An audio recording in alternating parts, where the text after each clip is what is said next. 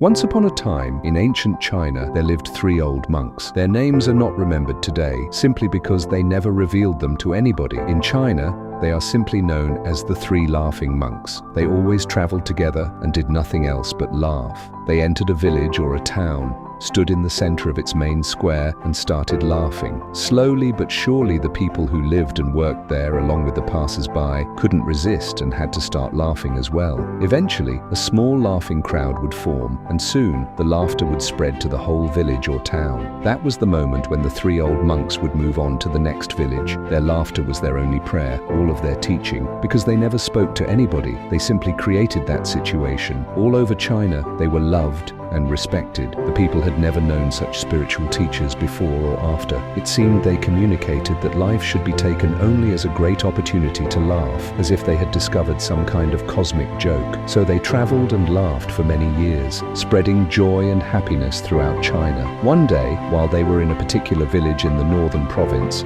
one of them died. The people were shocked and came running from afar, leaving the fields unattended for the day, just to witness the other two monks' reaction to this dramatic event. They expected them to show sorrow or even cry. The whole village gathered at the place where the three monks were, two alive, one dead. But the two remaining monks were laughing even harder. They were laughing and couldn't seem to stop. Some of the good people, witnessing this scene in disbelief, approached them and asked why they weren't mourning at all for their deceased friend. For once, the monks actually responded, "Because yesterday on our way to your village, he proposed a bet on who of us would beat the other two and die first. And now he won, the old rogue. He even had a testament prepared. Tradition required the dead to be washed and dressed in new clothes before being placed on the funeral pyre. But the old monk had explicitly asked to leave the old clothes on him since, as he said, I never allowed any of the filth of this world to reach me through my laughter. So the old man's body was placed on the pyre with the garments he was wearing when he had arrived. As the fire was lit and started licking at his clothes, to everyone's astonishment, suddenly, fireworks of 100 colors exploded up and down